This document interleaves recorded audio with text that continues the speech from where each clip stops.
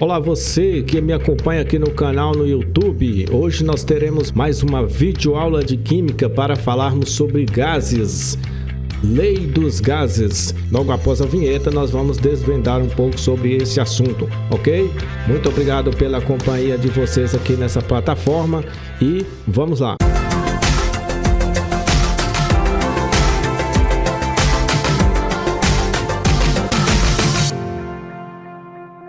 Bom, gente, é o seguinte, estudo dos gases. Aqui nós vamos falar dos gases ideais, aqueles que obedecem às leis propostas aí pela química, pela termodinâmica, certo? Então, eu vou falar um pouco desse resumo para vocês e depois, no próximo vídeo, eu vou fazer algumas resoluções de questões envolvendo gases, certo? Eu vou ficar um pouco oculto aqui, porque eu ocupei todo o espaço da tela aqui com esse meu resumo, que vai facilitar bastante o nosso entendimento da aula de hoje, ok? Então vamos lá. Quando a gente vai estudar os gases, a gente tem que saber o seguinte, que para estudar os gases, nós temos três variáveis. Os gases, eles irão variar em três dimensões, né? Eu coloquei aqui. Primeira variável de um gás é a temperatura. A depender da temperatura, nós vamos ter situações diferentes para os gases, certo? Essa temperatura estudada aqui, ela está na escala Kelvin. Então, toda vez que a gente for fazer cálculos de química, sobretudo cálculos envolvendo gases, a gente vai utilizar a escala Kelvin. E é fácil converter Celsius para Kelvin. Eu já deixei aqui uma regrinha de conversão. A temperatura em Kelvin, ela é igual à temperatura em Celsius mais 273. Por exemplo, se nós temos 25 graus Celsius, quanto que vale isso em Kelvin? Então, você faz 25 graus Celsius mais 273. Isso aqui vai dar quanto? Vai dar 298 Kelvin. Ok? Então, toda vez que a gente for trabalhar com temperaturas em química, o ideal para os cálculos de química é trabalharmos com temperaturas em grau Kelvin. Ok? Beleza. Essa é a primeira variável dos gases. A segunda variável de um gás é a pressão. A pressão, ela pode ser medida em ATM, que a gente fala ATM, mas é atmosfera, milímetros de mercúrio, Torricelli, e eu não coloquei outras aqui, mas nós temos Pascal, quilopascal, libras. Então, tudo isso envolve unidade de pressão. Resta sabermos aí converter uma unidade em outra, a depender da situação de um exercício proposto. Então, eu coloquei aqui uma situação para a gente começar a entender que uma atmosfera é a pressão que nós temos aí, por exemplo, a nível do mar, né? A pressão que os gases da atmosfera exercem na Terra, a nível do mar, é uma atmosfera. Uma atmosfera, ela vale 760 milímetros de mercúrio e também vale 760 torr, certo? Torricelli, ok? Terceira variável de um gás, volume. O gás ele também varia em volume, tá? Então, quais são as unidades de volume que nós utilizamos na química? Nós utilizamos o litro, o metro cúbico, decímetro cúbico, mililitro, que é o ml, né? O mais comum aí para vocês, e também o centímetro cúbico. A saber, 1 litro nós temos 1000 centímetros cúbicos. É o mesmo que eu dissesse 1000 ml, 1000 mililitros. 1 metro cúbico tem 1000 litros, tá?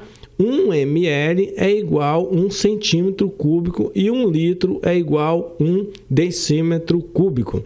Quando você, por exemplo, pega aí uma conta de água na sua casa, a medida que vem de água aí vai estar em metros cúbicos. Por exemplo, se você gastou 5 metros cúbicos de água no período, você gastou 5.000 litros, porque 1 metro cúbico é igual a 1.000 litros. Você pode pegar uma conta de água aí e dar uma conferida nesse volume de água que vai notar o que eu estou falando para você, certo? Vamos lá. Após nós termos estudado aqui, entendido quais são as 3 variáveis dos gases, nós vamos começar a falar sobre as leis gasosas. Quer saber? São 3 leis, tá?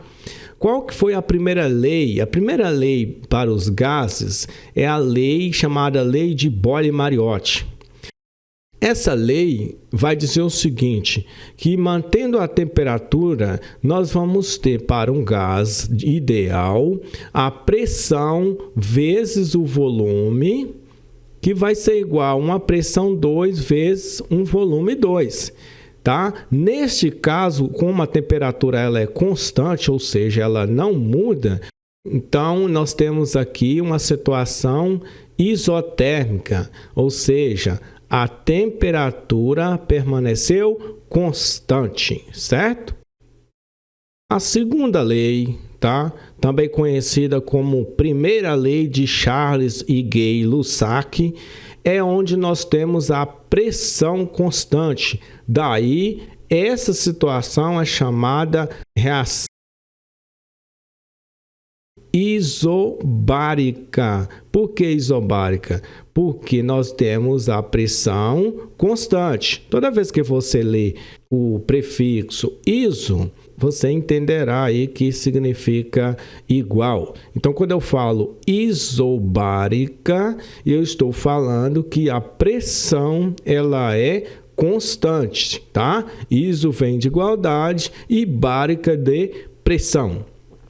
Nessa situação aqui, eu não tenho a pressão, então o volume 1, ele dividido pela temperatura 1, vai ser igual ao volume 2 dividido pela temperatura 2.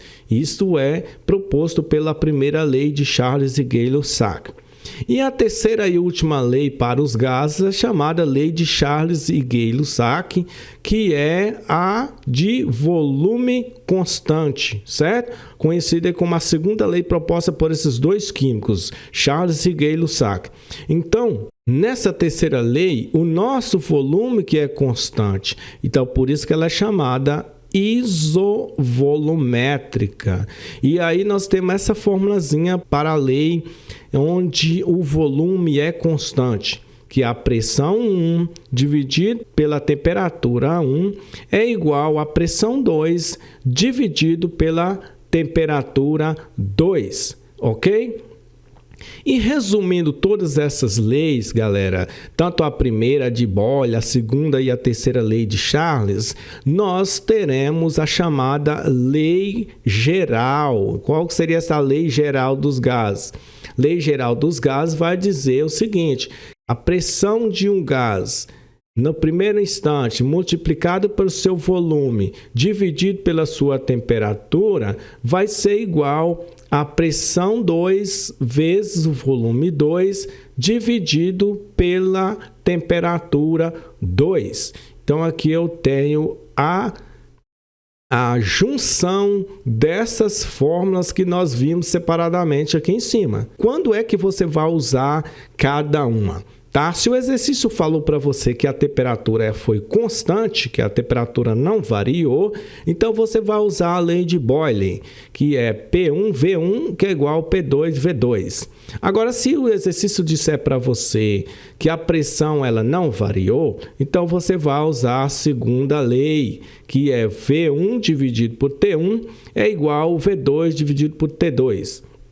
E se no exercício disser para você que o volume não variou, ele permaneceu constante, nós teremos aí P1 dividido por T1 é igual a P2 dividido por T2. E juntando todas essas fórmulas, nós temos a lei geral para os gases, ok?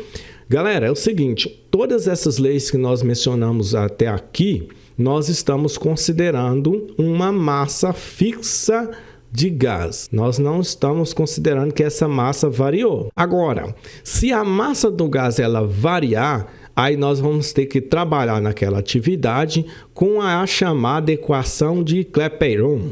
A equação de Clapeyron, que é válida para gases variáveis, ela vai dizer o seguinte: pressão de um gás multiplicado pelo seu volume vai ser igual N, esse N é o número de mols daquele gás, vezes o R, que é uma constante para os gases, tá? Se a pressão estiver em atmosfera, nós vamos usar para R 0,082. Se a pressão estiver em milímetros de mercúrio, nós vamos utilizar para R 62,3. Mas não se preocupe que geralmente a gente utiliza em atmosfera. É só se o exercício estiver em milímetro de mercúrio, aí você tem que tomar cuidado e quando for fazer a conta, no lugar do R, você vai colocar 62,3. E aqui nós temos a temperatura que sempre vai ser em Kelvin, beleza? Se não estiver em Kelvin, faça a simples conversão que eu já falei para vocês, somando a temperatura Celsius mais 273, você chegará nesta temperatura em Kelvin. Então, aqui nós temos as duas leis, a lei geral e a lei onde o gás ele não mantém uma massa constante, e nós temos PV é igual N vezes R vezes T. Para você não precisar decorar essa fórmula, ó, por vocês nunca rezei tanto.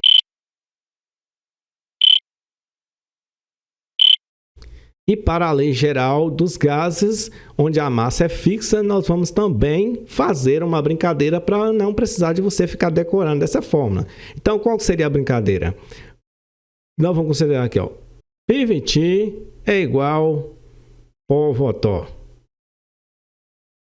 Pressão 1, volume 1, temperatura 1. Pressão final, volume final, temperatura final.